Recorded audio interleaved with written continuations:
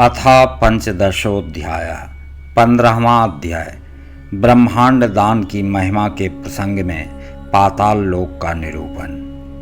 व्यास जी बोले, हे सनत कुमार जी, जिस एक ही दान के करने से सभी दानों का फल मिल जाता है, मनुष्यों के हित के लिए उस दान को आप मुझसे कहें। सनत कुमार बोले, समय पर जिस एक ही दान के करने से मनुष्य सभी दानों का फल प्राप्त कर लेता है, उसे मैं आपसे कहता हूँ, आप सुनिए। सभी दानों में ब्रह्मांड का दान निश्चय ही श्रेष्ठ है। मुक्ति की कामना करने वाले मनुष्यों को संसार से पार होने के लिए यह दान अवश्य करना चाहिए।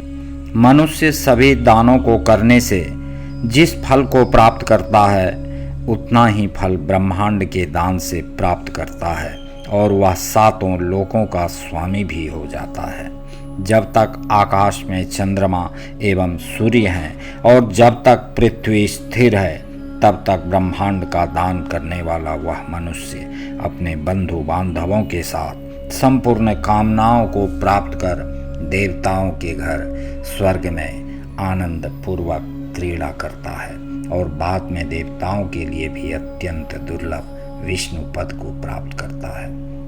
व्यास जी बोले, हे भगवान, इस ब्रह्मांड का प्रमाण, इसका स्वरूप, इसका आधार और यह जिस रूप में उत्पन्न हुआ है, यह सब मुझे बताइए, जिससे मुझे विश्वास हो जाए।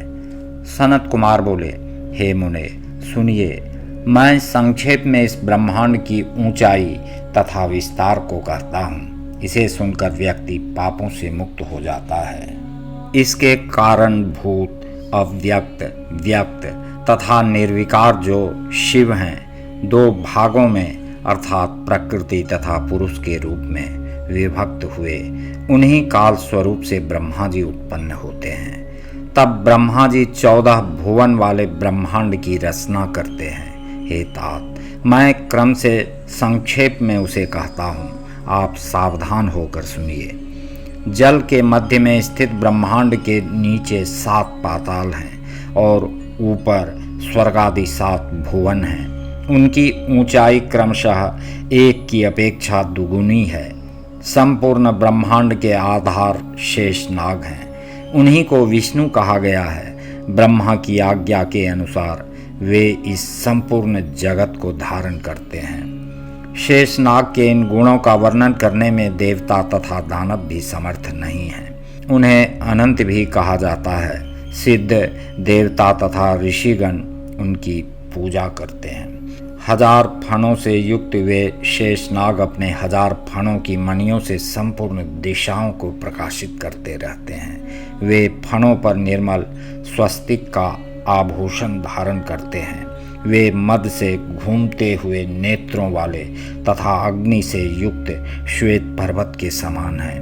वे माला, मुकुट तथा सर्वदा ही एक कुंडल को धारण कर शोभायमान हैं। वे आकाश गंगा के प्रवाह से युक्त श्वेत वर्ण के पहाड़ के समान सुशोभित होते हैं। मद से परिव्याप्त वे नील वस्त्र को धारण कर दूसरे कैलाश पर्वत की भांति शोभित होते हैं। वे अपने आयुध हल में हाथ का अग्रभाग लगाए रहते हैं तथा उत्तम मूसल धारण किए रहते हैं। स्वर्ण के समान वर्ण वाली नाग कन्याएं आदर पूर्वक उनकी पूजा करती हैं। वे संकर्षण नाम के रुद्र विषाग्नि की ज्वालाओं से अत्यंत देदीप्यमान हैं।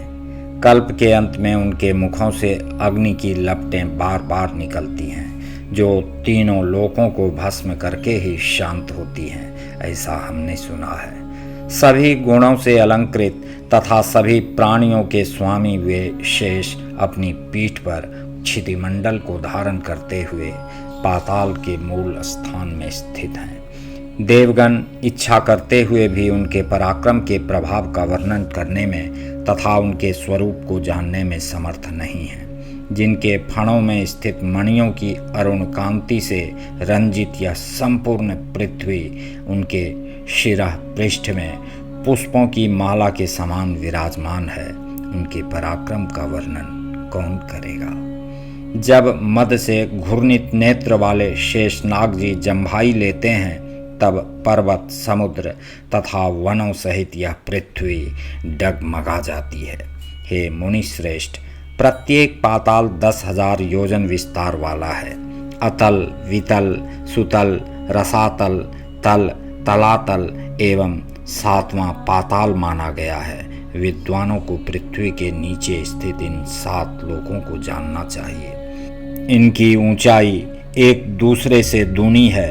इन 7 लोकों की भूमियाँ स्वर्णमय हैं तथा भवन रत्नमय हैं और आंगन भी स्वर्णमय हैं।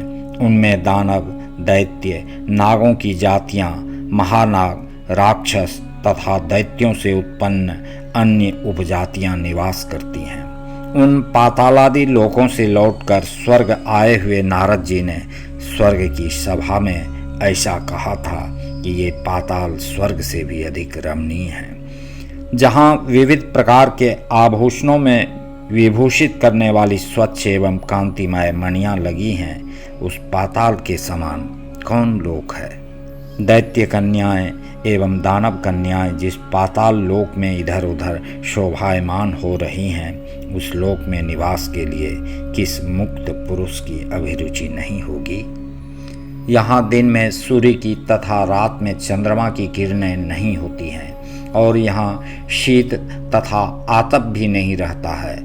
यहाँ केवल मणियों के तेज विद्यमान हैं। हे मुनि श्रेष्ठ, यहाँ आनंद मग्न होकर भक्ष्य, भोज्य, अन्नपान आदि ग्रहण करते हैं। यहाँ बीते हुए समय का ज्ञान भी नहीं रहता है।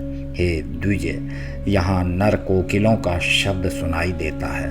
कमल तथा कमलों की खान नदियाँ, रमणीक सरोवर, मनोहर वस्त्र, अतिशय मनोरम अलंकार तथा अनुलेपन, वीणा, वेणु, मृदंगों की ध्वनियाँ, गीत तथा नानाविध सुख हैं जिनका भोग दैत्य, दानव, सिद्ध, मानव एवं नागगण करते हैं। उस पाताल का आनंद बहुत बड़ी तपस्या से प्राप्त किया जाता है।